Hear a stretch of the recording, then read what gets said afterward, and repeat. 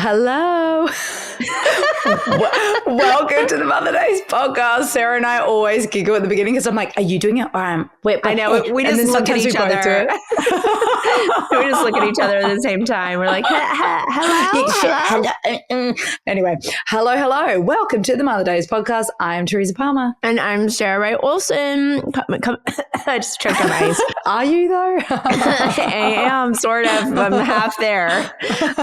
Coming to you from a friend's Airbnb, another displaced friend's Airbnb that she's in right now. And I was like, I'm going to do a recording in the middle of the day and I live 2 hours away. Can I do it from your Airbnb? And she's like, yes, you can. So oh my God. That's why there's this beautiful painting behind me today. I love that painting. Oh my goodness. Very calming and wonderful.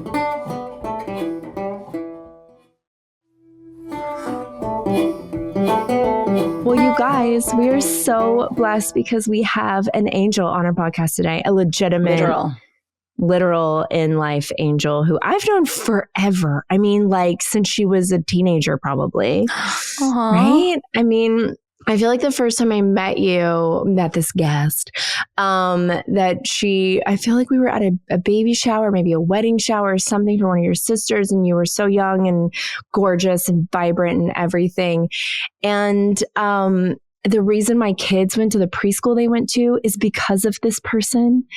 And which is so cool because it like totally transformed our lives.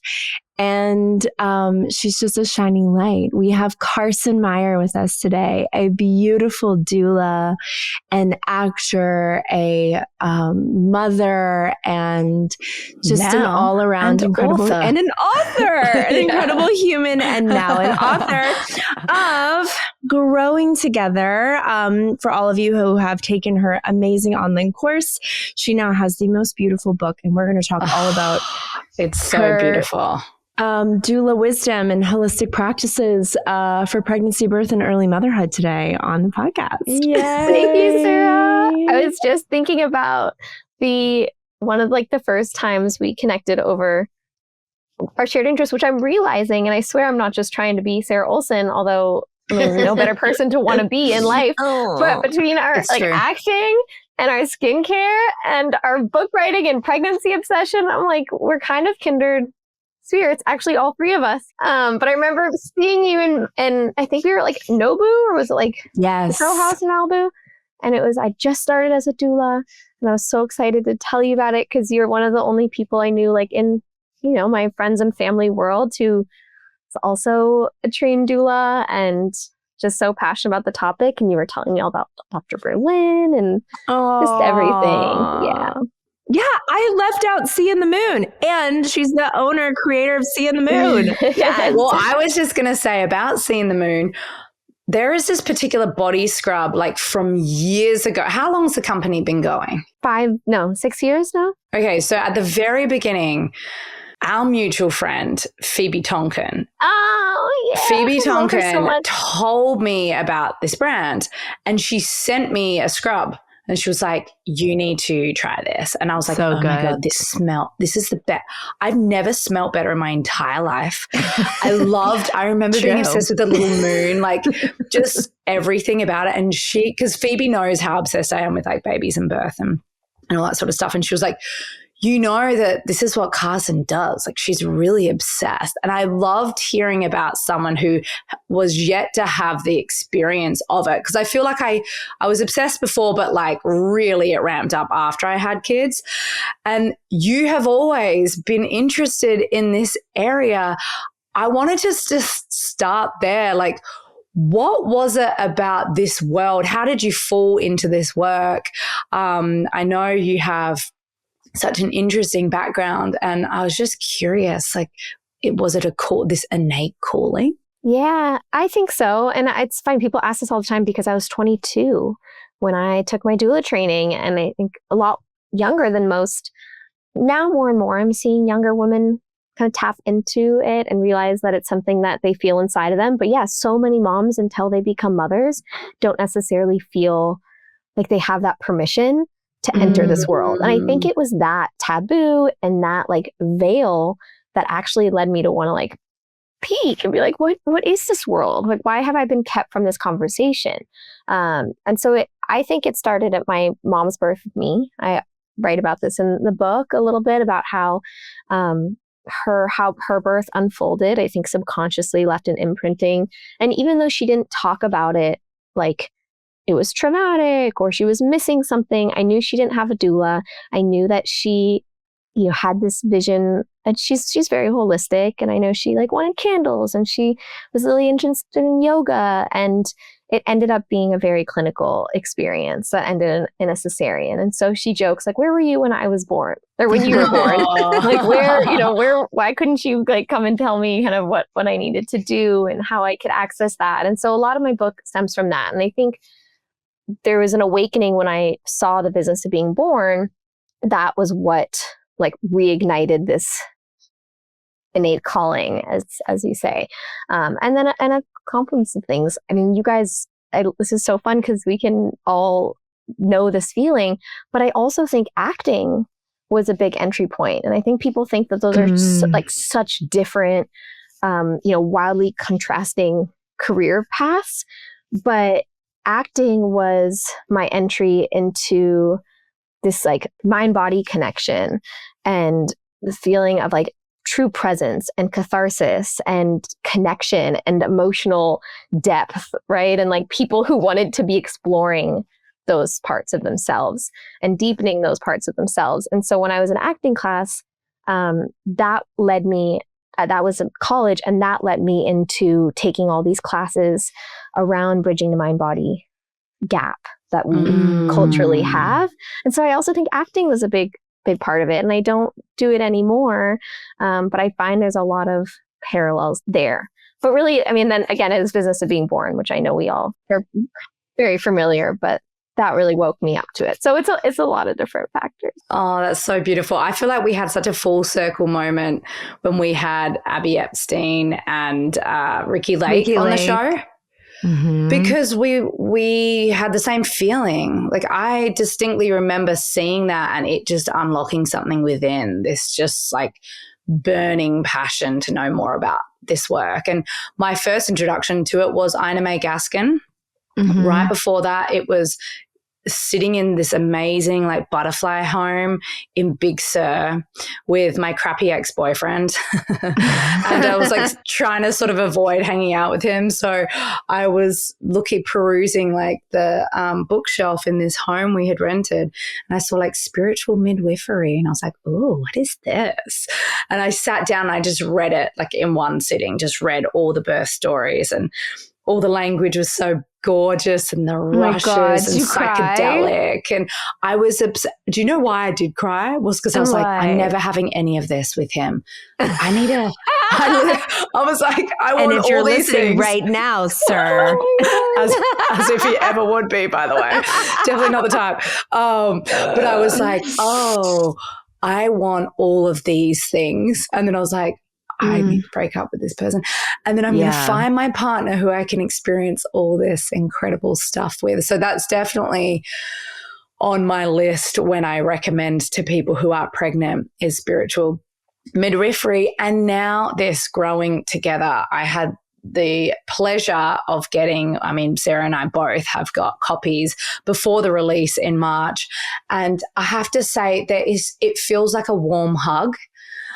I'm reading it and the language I just can so relate to, and it feels like Sarah and I deep in conversation about all the things that we believe in, and you hit some pretty amazing topics that have often been overlooked in other pregnancy and birth books, like certain topics such as circumcision and elimination communication, which is so unique and hardly talked about at all. I'd love to hear the process of what you wanted to fold in, and was there ever any pushback from anyone who was like, oh, this feels a little bit like a hot button issue if we bring this up? Yeah, I was nervous about that too, because like there's so many topics, obviously, of this like umbrella of motherhood, some that we like culturally are really open to having certain conversations about, some that are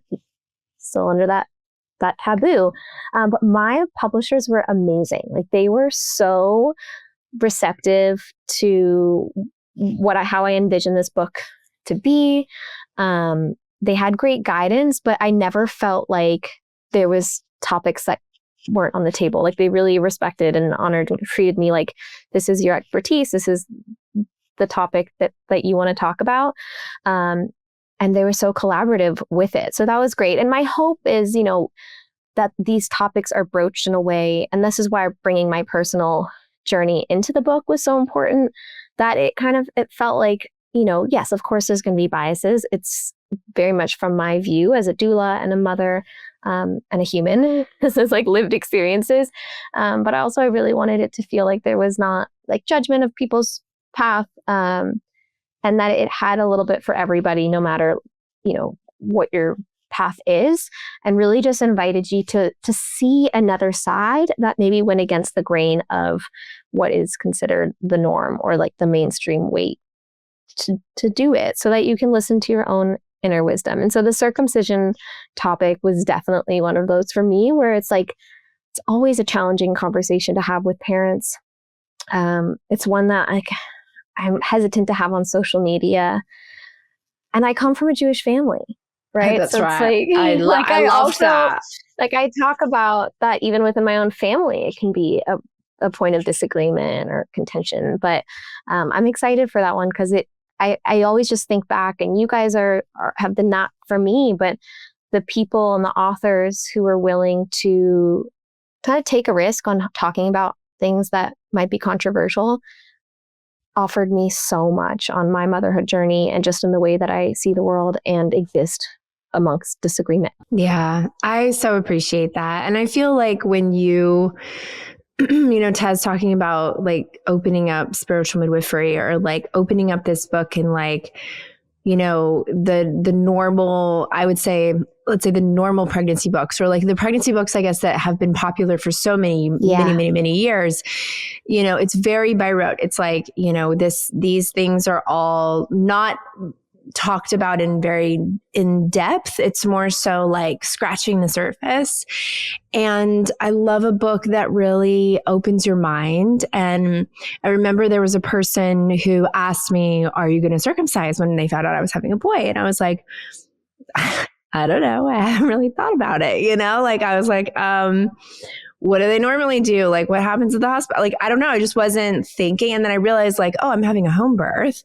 I don't know. I guess we should start having that conversation. And, and then I started to like dig into it more and then ask more questions and then read about it. And then I was like, oh, this is really fascinating. Like I think because it was such a normal thing, once I started asking questions, I realized at the hospital that was in our town, it was about 50% of people were still circumcising. 50% were choosing not to.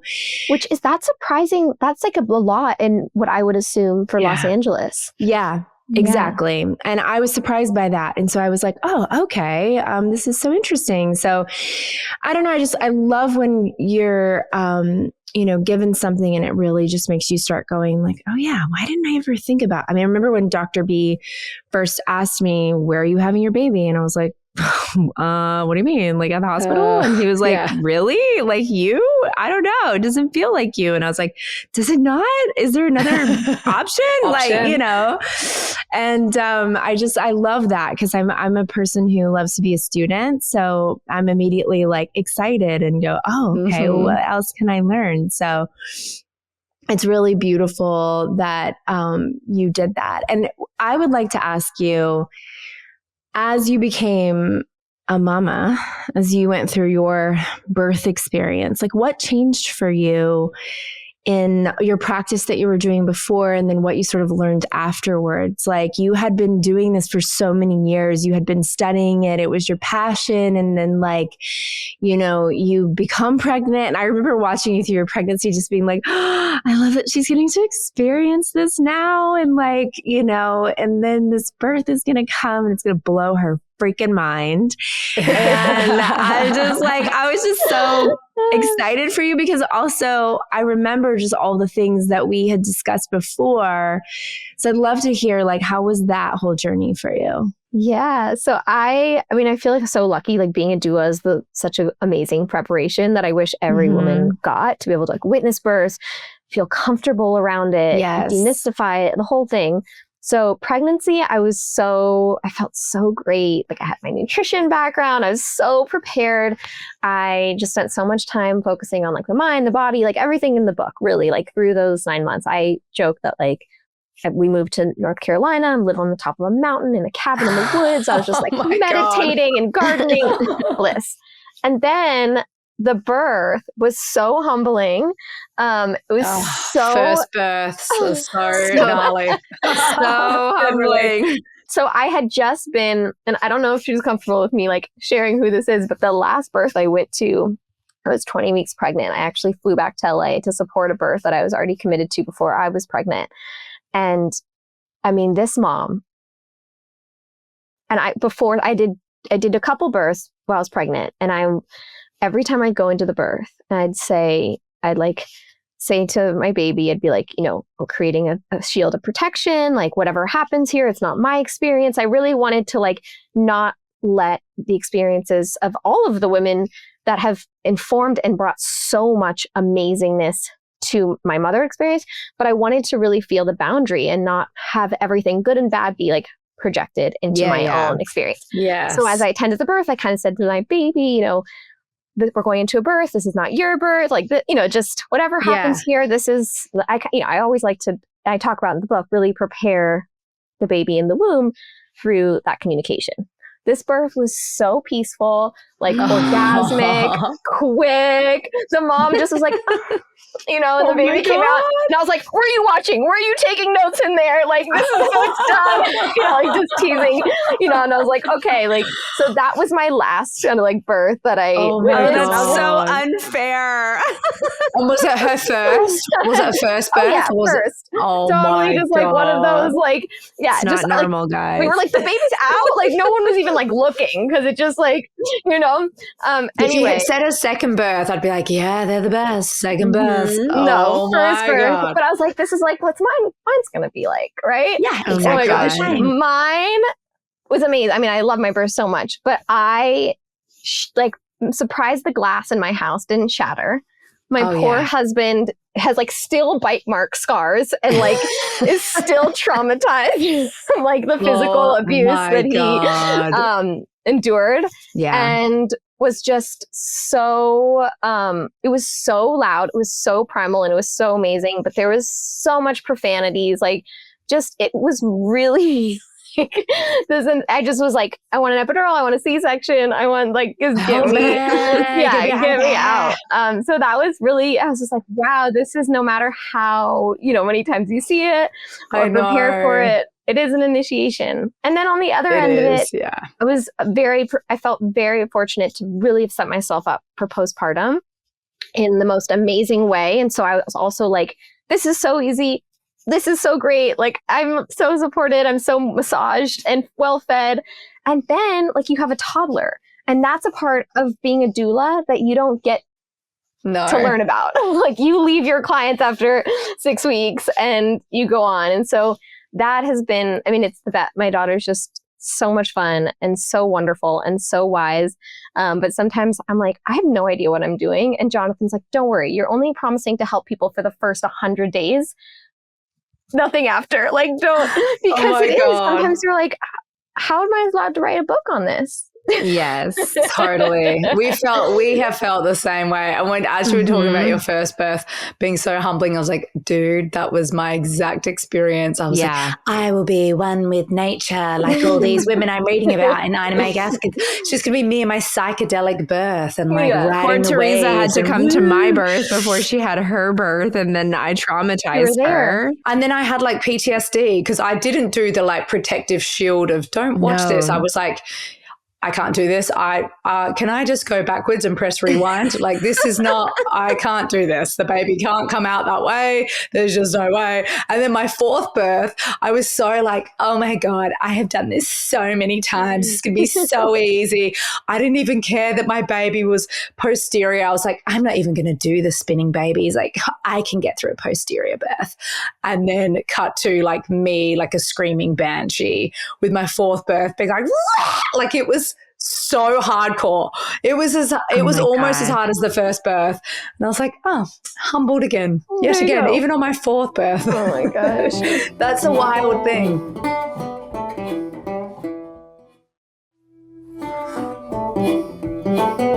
Looking back to, and I talk about this a little bit in my book as well, like, it's, I think it's so important too for women to know, especially those who are passionate about natural birth, hypnobirth, and like all of, home birth, water birth, to know that like sometimes like rage and screaming, like all these things are just a really, really important part of the process, and is part of it. It's like part of the beauty of it. And so I, like, looking back, I was like, oh, I loved that I was just like wild, roaring. Yeah. And like so in touch with like not the angel Carson, no. like the fierce Scorpio side of Carson. The lion.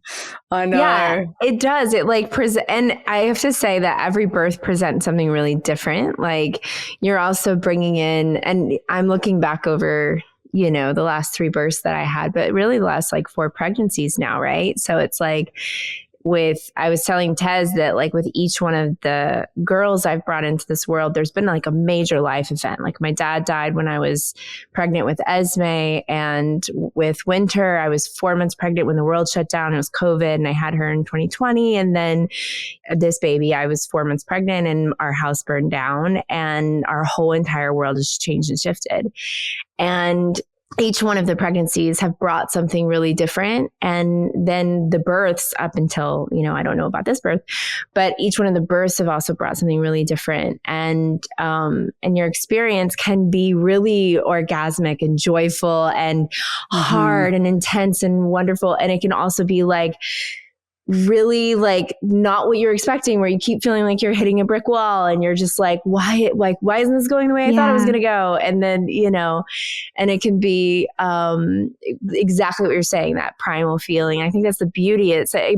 There must be something connected to the soul experience and the way that they're brought into this world for our like, motherhood birthing aspect. Yes. Of bringing them earthside, Yeah. It's so funny because I look at my kids and they are reflective of the births that they had too. Like, their little personalities. Yes. I'm like my Zen like Forest, who is nature boy out in the wild, like my dreamy second birth.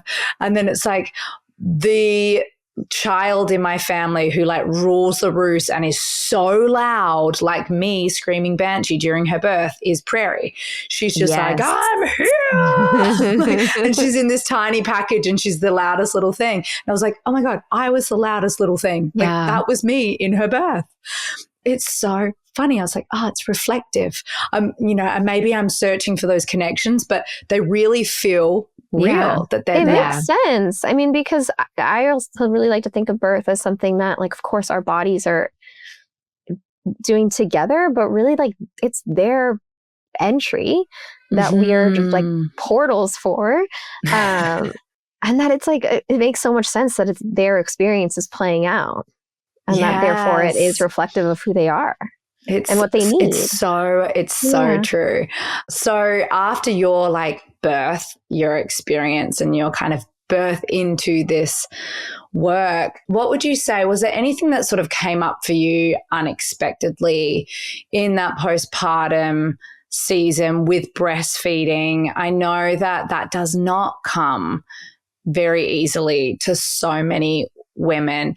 Was there a particular piece of advice or something that you just went with? Because I know for me with my first, I was trying to follow apps and swapping boobs, and you write about the different type of milk when we're breastfeeding. And I was really like OCD about my apps and like left boob, 17 minutes, right boob, this. And then I just kind of let everything go. I stopped looking at a clock and I just like trusted my gut. How was that experience for you? Yeah. So that was another gift of being a doula and getting to kind of witness and support so many mothers through that season. And I just saw exactly what you're talking about. Like these apps, the timing, the schedules created so much anxiety, so much rigidity, and didn't help the breastfeeding journey. And we see supply dips as a result because maybe mom's missing a cue because she's just trying to time, right? Or create some sort of schedule.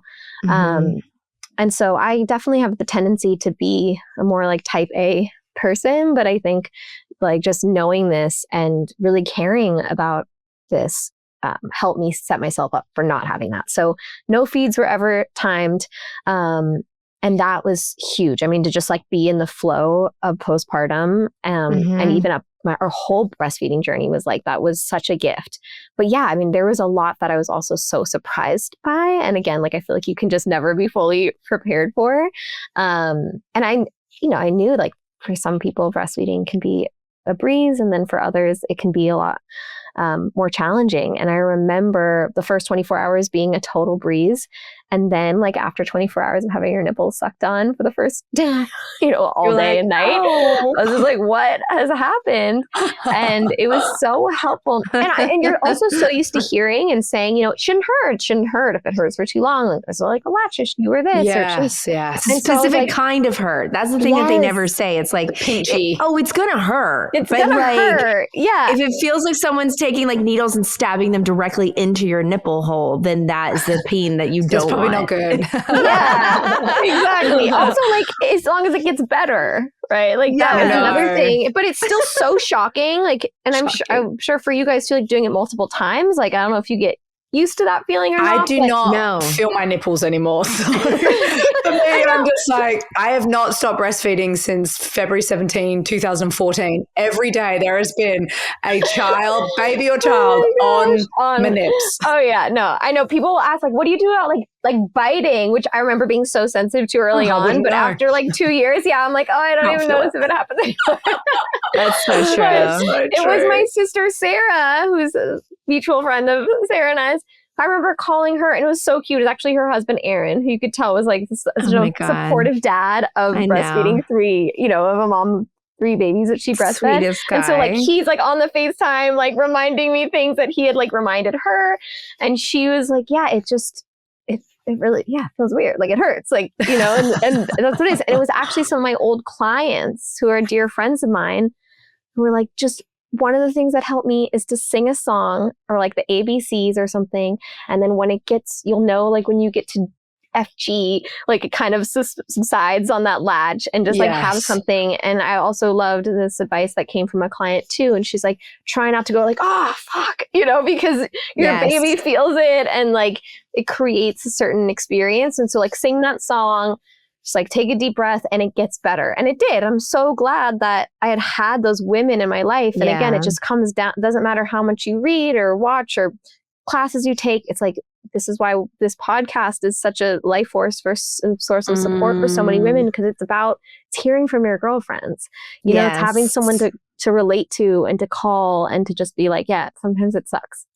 And it's the best thing ever. Yeah. And I mean, for someone who like did stop, by the way, just putting this out here right now, when you do like when you breastfeed again with your new baby after, let's say, even you were breastfeeding for 3 years, it does hurt all over again. It is just like new. It's just like new. And you're like, wait a minute. I'm going all the way back to where I have that same sensation. Now, I would say that it doesn't last as long. Like that's a little bit more short-lived. The same, or maybe it's your own, like when you're in it and you don't know how long it's going to take, it feels like it's really long. But same with when you get engorged right after. And then the engorgement like feels like it takes forever. But as it goes on, like, you know, through subsequent pregnancies, you get engorged and you're like, oh, hey, giant hard balls. Okay. You're back again. Welcome back, I'm buddies. looking forward to, because when I stopped breastfeeding, like my boobs just went less than they were before. Mine are My horrendous. pregnant boobs right now are so amazing. Like, if my bra wasn't see-through, I would take my shirt off and show you guys right now, because they are, I mean, that's exactly right. I'm like, when my breastfeeding stops and also I'm not pregnant, I'm like, my boobs are so sad. They're they hang so low and mine empty. are so, I always like, the visual of it is like if you have two socks there and you put billiard balls in the end of the socks and you just like dangle them around. I was like, that is what my boobs are like. Just like flopping. I remember seeing boobs. I remember when I was like a 21-year-old and I was dating this guy and he was in a football team with these like, I know where this is going.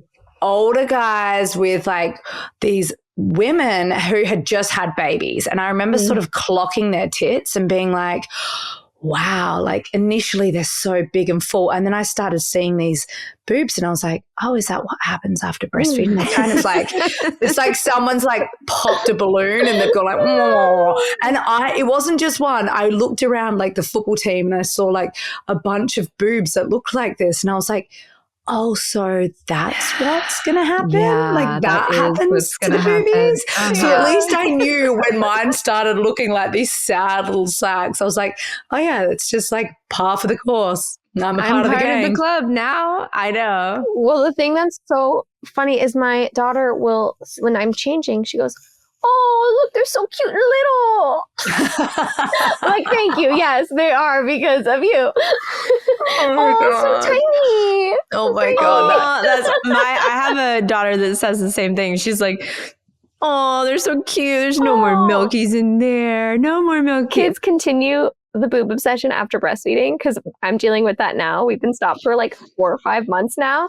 And I have to like wear turtleneckes around her because like if she sees any bit of like breast, she's just like, I know what's under there. It's like they're lovey. Totally. We're working on not like holding it to sleep.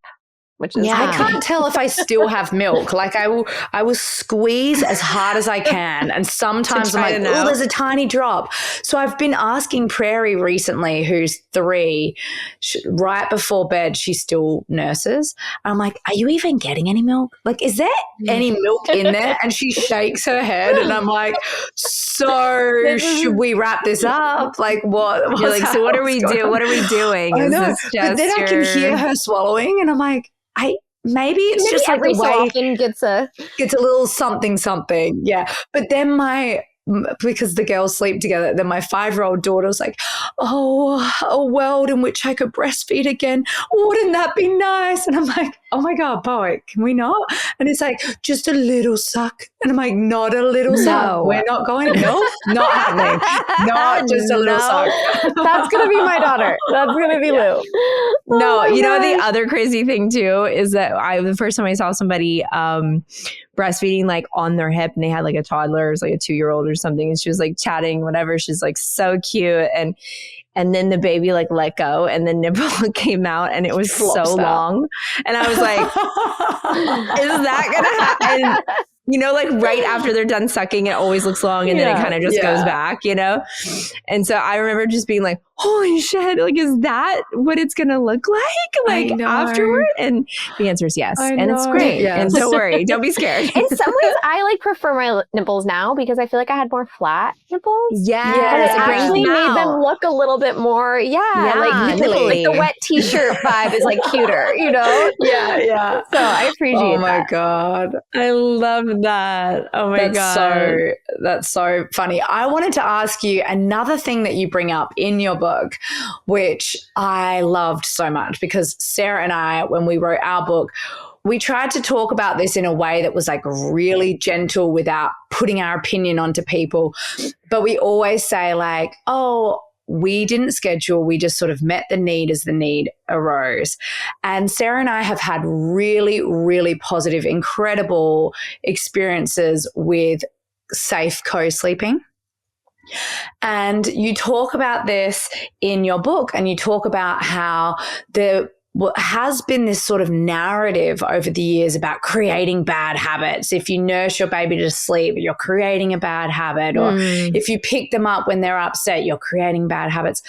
Can we just dive into that a little bit more and what your experience is and just these sleep trainers and all that sort of stuff? Because I found that really you articulated it in such a way that I felt so seen, but also I can imagine if someone reading the book is on their second, third, fourth pregnancy and they had that experience first time around, it was quite eye-opening to take a look like, oh, there are some other options. Yeah.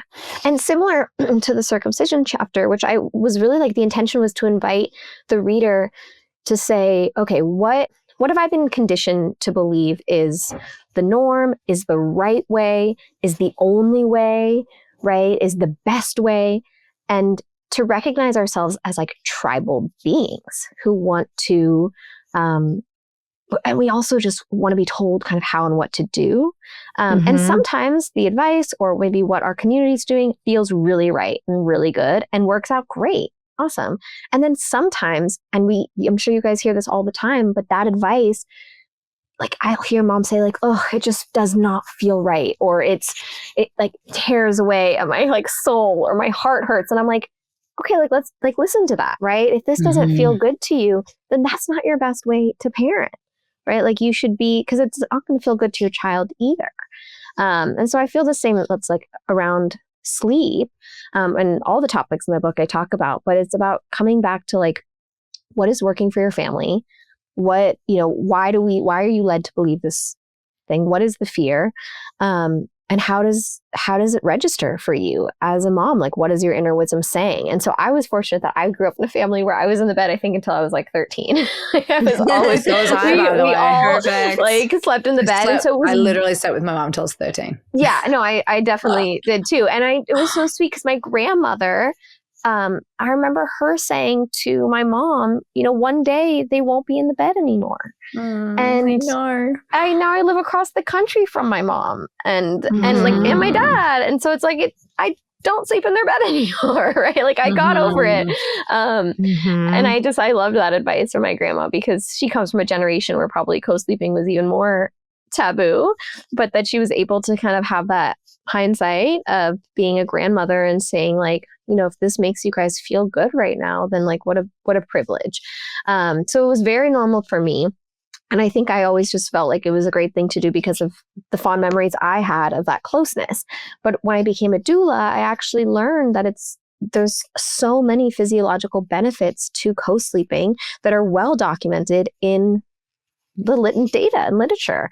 And the fact that we're telling moms or parents that it's unsafe or reckless or dangerous is an absolute lie. And of course, there's certain circumstances that makes for dangerous co-sleeping. But that, I'd say the most dangerous way to co-sleep is without the proper information and education on what makes it safe. And so when we keep it in the dark and we don't acknowledge that so many women and mothers are just having to default to it without the intention of wanting to do it or knowing how to do it because they're exhausted. Yes, right? That's right. And so I've had clients who, before I really made this a big part of how I prepared my clients, they'd call me crying, being like, I feel like I can tell you, but I feel so much shame that I've been sleeping in the bed with my newborn and I feel like the worst mom ever. And I'm like, what? Like, that's why you feel like the worst mom ever? But the pediatrician had told them that it's dangerous, right? And so like, this is how so many people see co-sleeping, and it's awful, because if it's working and it's how the mom's getting sleep, and what a wonderful way that we're designed to be doing it. Yeah. So with breastfeeding benefits, temperature regulation, development, feeling of safety, so much of it.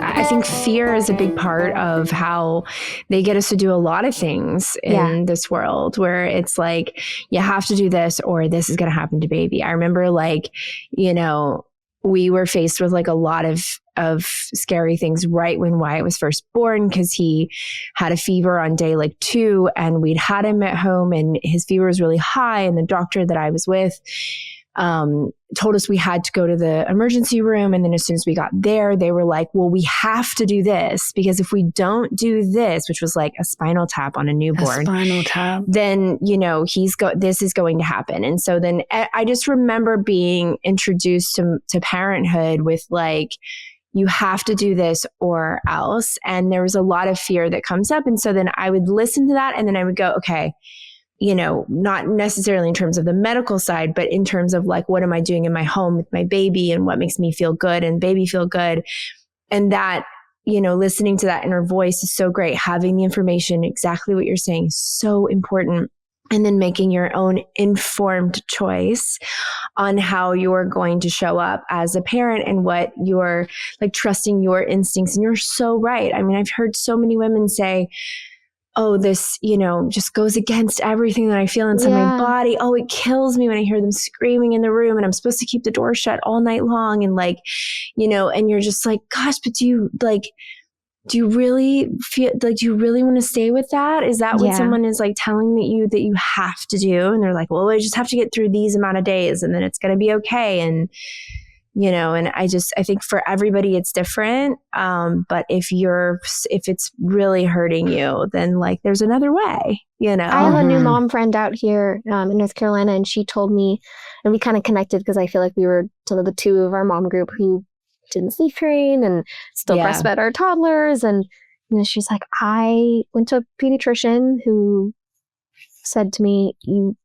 she didn't even know really co-sleeping was a viable option. And she was not getting any sleep. And this was early on, and the doctor said to her, the pediatrician said, well, you have to sleep train. And when the baby cries, you leave the house. You literally go outside and stand on the porch, like, so you don't hear it. And this mom was like, well, this doesn't make sense. And then she figured out and like, you know, immersed herself in research and then was like, co-sleeping, this is what I'm doing, because she followed that. But the fact that this is the guidance from pediatricians is like to go to a doctor, and we see it all the time, is to like go, just leave your house so you don't have to deal with it. And that's where I really invite parents to be like, listen, like follow that and listen to that and like never resist the urge to nurture. Or to be present for your child. And I think if you have a pediatrician who's so dogmatic and this is the way, the only way, you need to find a new pediatrician. Yeah, there's a lot of them out there. Yeah. Are you guys familiar with the AWARE approach at all? Have you come across that? What's that? Tell us. I really love it. It's not new. I think it's like 80s. But there's a few books, and the website has a lot of information. But this has really resonated with me and with so many of my clients in sleep, and just like also how we approach the cries, right? Because I remember being because I know so much about child development and the importance of this nurture and connection and attending to cries, when my daughter would just cry uncontrollably, and then I was like, oh my gosh, her nervous system, her brain cell, like I was just so stressed. Like, stop crying, boob, here, please, like be at peace. And then I read this book and I was like, oh my gosh, it's actually not the crying that's bad for them. It's not being met with connection when they're crying. And so this allowed me to, when she would cry, instead of trying to fix it or change it, knowing that was just like anyone. If you were crying and you came to me, you don't want to be shushed or, you know, stop and be like, see all my stress. But instead you'd be like, I'm here. I'm right here. Yeah. Tell me. I'm right here. I'm just here to hold you. You also don't want to be walked away and left to cry alone. Right. And so that helped me contextualize it in such a beautiful way, where it's like, we don't have to fear the cries. We don't have to change the cries. But there's this freedom in being like, let it happen and know that just your presence is enough. Yes. Yeah. I think that works sometimes at night too. Like when when they're next to you and like maybe it's not, you know, you're like, didn't I just feed them like an hour ago? And they're like crying again. And I always fed on demand. So it was just be like popping that boob in all the time. But when I had my second, I was like, I'm going to try something a little bit different where she's in bed with me and I'm definitely giving her plenty of milk, but when they get to a certain point, you're like, now I'm just going to try just like putting my hand on her chest and being like, oh, I'm here, or like rubbing like this part of her head or like cuddling her into like a deeper position or something, and then seeing if that would like help. And it was more of a, I'm present and I'm here with you, but like, I don't need to immediately like throw all the milk down your throat again. And just see if that would work. And it really did. It worked nicely for her because sometimes she would just go right back to sleep. Yeah. And that's how we did for night weaning too. And it brought up so much in me because I was like, oh, right. Like what the Aware Method talks about is like, we are so uncomfortable with emotions because somewhere we've been told not to have us. We're so uncomfortable with it. Yes. And so like, it's just true. It was a spiritual experience. Like me and Jonathan, when the first night she didn't have breast milk when she woke up, it was like a full hour of just, and we were like, we love you. We're here for you. And it was like watching like an addict almost like just like, going through some like, breast milk being the addiction it is, right? Of like, but we were just like, oh my gosh. And there was like an exorcism taking place, but it was so beautiful to be there with her and just in like love and connection and be like, that's enough. And it's okay. You are so safe to just like go full exorcist right now. And we got you. And we love you. Oh my gosh. Yeah. When did you night wean? How old was she? 16 months. Yeah. Oh my God. Oh my gosh. My friend has just asked me about this because she's just found out she's pregnant. Oh my gosh. You probably know who I'm talking about. My really good friend, one of my best friends here. Anyway, and she's got like a 16-month-old, and she was like, I don't know, Tez, the night. She's like, I'm not sleeping at all. The night feeds. So I was just trying to help her the other night. Like, all right, these are the ways. Like, these are my suggestions. This is what I'm offering up. And she was just like, I don't know if I can do it. I don't know if I can just keep going through the night without the sleep. And now I'm growing a baby. And so tiring in that first trimester too. You're just like so wiped out. Oh, the first trimester sucks. So brutal. It's so brutal. I wish the first trimester just didn't exist. Like you could just be like, why did that hard? Do you know that kangaroos can pause their pregnancies? Have you heard this? No. Kangaroos. I just heard this. Kangaroos can pause their pregnancies and like pick it up again later when they feel like finishing their pregnancy. So they're just like, okay, I need a timeout. What dictates the choice to pause? Is it like got a job or like? I know. It's like, I'm just really enjoying like jumping on these hills right now. Like I don't want to have something. I don't know what it is, but like, I think it must be if there's danger or something, they can like put a pause on it and then pick it up when things are safe. I know. I just read this and I was like, oh my God, how many of us would like to be like, Eam, just get a pause. Can I also do a little fast forward? So just fast forward through the first trimester, get to the second. And I always feel amazing in my second trimester. And like my third, I'm loving it until maybe the last couple of weeks where I'm like, okay, it's time to go. It's time to come out. But that first trimester sucks. Yeah. So she was really like, just looking down the barrel of how am I going to get through this sickness? I'm awake every couple of hours. I just don't know how I can do it. So she was 16 months. That's. Yeah. And they say like 18, there's usually like better ability to like understand. Communicate. Lou is very verbal, very early. And so I was just like, I feel like you get this and we can like really talk about it and read books about it. And so I started a little early. And then it's like, they say when they're sick, go back. And so I remember like she got a cold and I went back to it and that was just a disaster. Terrible idea. Sure. Because then it confused everything. But we fully weaned it like right before she turned 2. And that went smoother than the night weaning. Because the night's hard. It's like, I think it's still kind of confusing where you're just like. Yeah. I tried 2 to night wean all of them. And that was really good. That was helpful. But then with Prairie, I kind of forgot. I forgot that I had done that with the other ones and I was still going and I was like, she was I'd find her sucking on the boob at like, 2.5 at 2 a.m., 3 a.m. in the morning. And I was like, oh wait, I don't have to do this anymore. That's right. Wait, I can literally just say like, hey, boobies go to sleep. When the sun goes down, boobies also go to sleep. That's what happens. And then in the morning, the sun wakes up and the boobies wake up. And she was like, oh, okay. And then that was it. But I definitely let that one go on and on and on. It's like I sort of got complacent. I was just like, oh, this is what it is. Well, and there's an ease to it too. Like I was definitely times where I was like, okay, we're just going to do it this once. Totally. Oh yeah. Especially when you're like desperately tired and you're just like, oh, I know. It's so funny. I opened your book the other day and as soon as I got it and I looked at it and I was thinking in my head, I was like, I have to say this before I forget that, I hadn't really like done any preparation for this pregnancy once I was in it, like I was like trying to get through, the first first trimester, pregnancy after loss. Yeah. Like pregnancy after multiple losses and like really wanting to, know that baby was healthy and then like feel good about it. And then it was the holidays. So I was like, okay, the holidays are crazy. Like I can't focus on like what that's going to be like now, and then I get into the new year and we came back and then our house and our town and our school and everything burned down.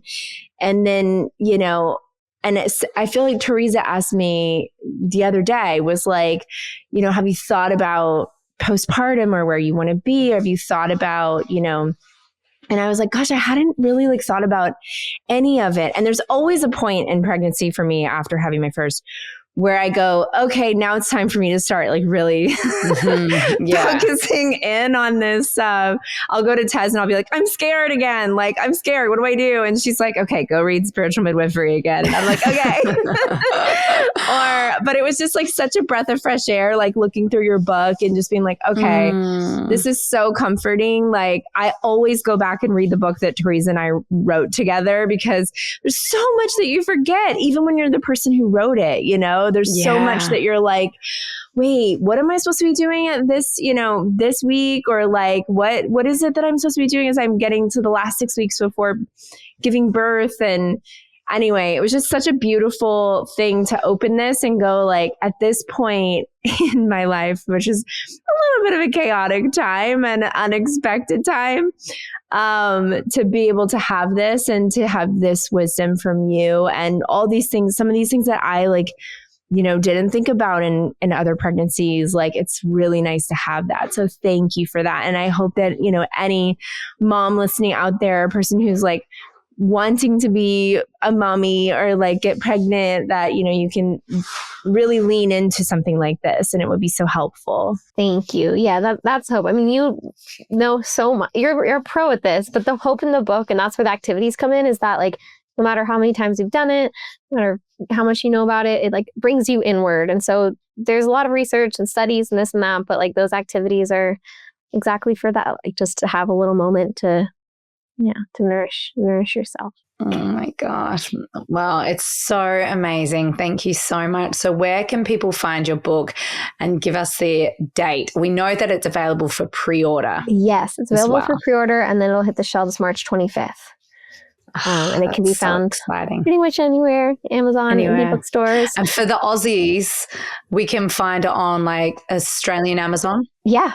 It's available worldwide. Oh my gosh, that's amazing. So exciting. Yay. Well, thank you so much for being here. So much. I could talk to you for like 10 more hours. I know. Just adore you too. Call us anytime. We're here. We need to all like get a cup of tea together and talk birth. It's like, it'll be my dream conversation. You guys also have best friend life down. Like the fact that you guys get to have like a standing hang is just so fun. So good. We often jump on early as well so that we can like, all right, how was your week? What's been going on? It's the ultimate catch up for us, but it's like such a beautiful way for us to stay like together and connected and, miles and especially, oh my gosh, especially through like chaotic life experiences. Everything. Is like, I just want to be there, and, I know. But it's amazing. And I was just DMing your mom because your mom and I were both at the same farmer's market this weekend. I saw her like message about being there. And I was like, I was just there. I was there with the kids. And I'm like, because her carrots, she's not in LA right now. She's in Colorado, but that's like, those are her produce that she grows. Oh my God. Her carrots. Cause it's the One Sun Farm carrot, right? Did they call it the Kelly carrot? The Kelly carrot. Yeah. One Sun Farm is her farm, but I saw it on Instagram, a post, and it was like Kelly's carrots. So she wasn't even there. Because I was like, she was reassuring. Oh, okay. Oh, I love it. Her carrots are amazing. I love her farm. I feel like a carrot juice right now. Maybe I'll go out and get one. You should. Back. It'll be so fun to have the kids juice over. Yes. Okay. Oh my God. Thank you so much for your time, Carson. Thank you, yes, thank you. We love you. And you guys have been listening to the Mother Days. You can find us on Apple Podcasts, Spotify, or wherever you get your podcasts. Bye, Daisies, and check out Growing Together by Carson Meyer. And see on the moon. And see on the moon. That's right. Yes. All right. Bye, guys.